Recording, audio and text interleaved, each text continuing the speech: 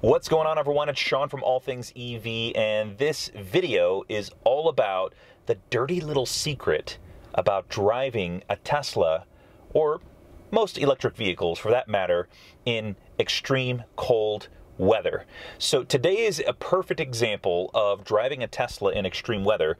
I left my house today and it was 10 degrees Fahrenheit, and I didn't see it get above 20 degrees. Now I'm looking at the temperature here and it says 10 degrees. So it's back down to 10 degrees and it's probably going to get to single-digit temperatures tonight, and I'm about to plug in. So I've been driving all day. I've put 130 miles on the car since I left my house and since I left a full charge. And the dirty little secret is, don't tell anyone, okay?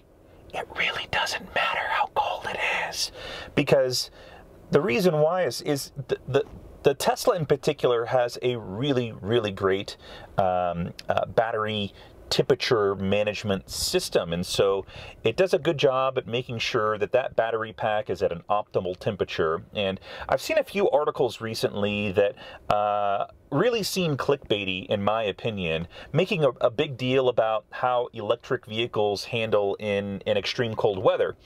And so I decided to create a video about this because I really don't think it's a big deal at all.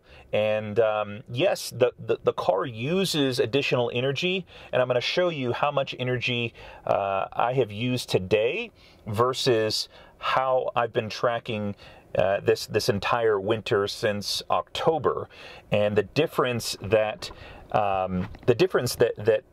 colder temperatures, extreme cold temperatures, which I would probably define as, I'd say, below 25 degrees Fahrenheit, how that impacts the battery. I do see an uptick in energy usage with the battery pack trying to work hard to maintain an optimal temperature in that battery pack. And of course, you're using the HVAC and the heater to heat the cabin as well.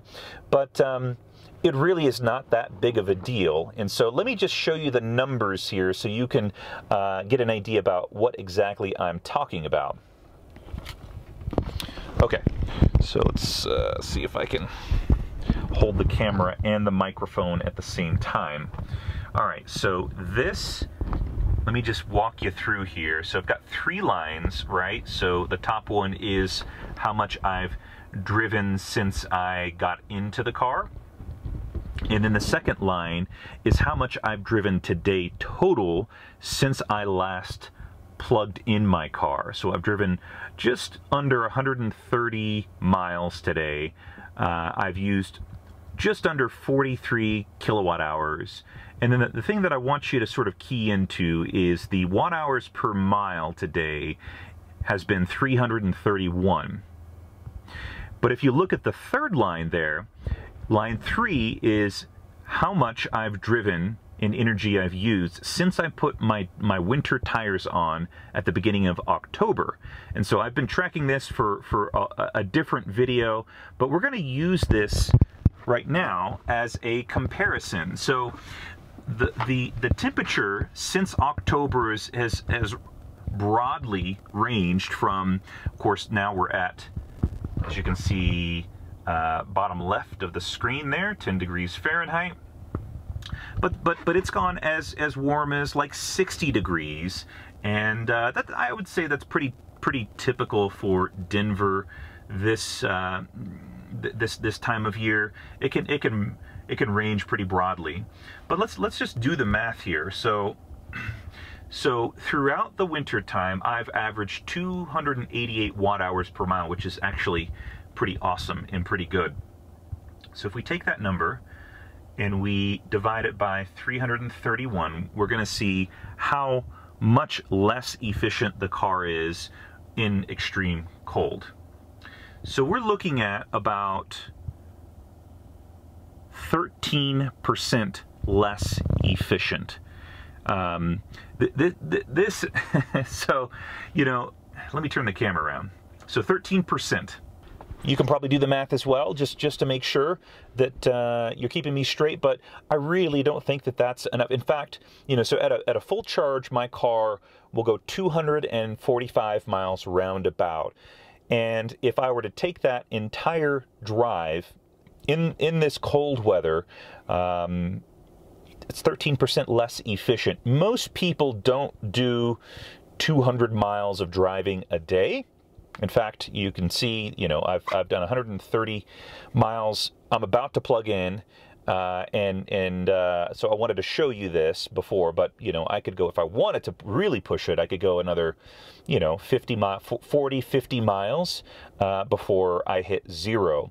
So, the dirty little secret really is that it's not that much of a difference. I mean, if you're getting into sub-zero temperatures, it of course is going to use more energy, but most people are not going to be in those extreme temperatures. Most people, I mean, Denver does get cold in the wintertime, but I don't live in Alaska, or I don't live in Norway where it gets extreme cold, but this is probably as cold as what most people will experience in the United States.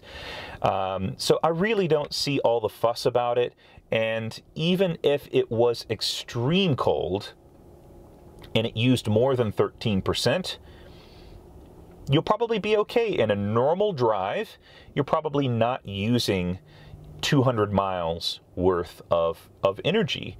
Most people here in the US, I think, drive a total of 40 miles a day to and from work. So I really think it's a non-issue. Even if you're on a road trip, Tesla's done a really great job at spacing out those superchargers so that you don't have that problem, or it's not as much of a problem even on long road trips. So I hope this video really helps. There may be a few people watching this really curious to know how efficient are Teslas in cold weather, and hopefully this gives you a better idea about how they handle. Now, there's going to be some variance. I think maybe Model 3 isn't as efficient in cold weather. It's using a little bit more, and the Model X, of course, is a larger of a car and it's less aerodynamic. So there's going to be some variance.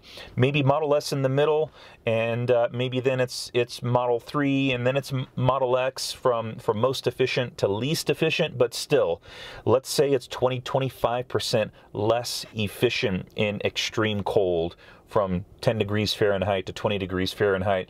I still think that that's plenty of range for most people to get around on a daily basis to and from work. And as I said, when you're on a road trip, the superchargers are spaced out close enough that you should not have a problem. Sean Mitchell, hope you enjoyed this video. If you're new to the channel, consider subscribing, and if you're a regular, hit the like button, and I'll see everyone on the next video.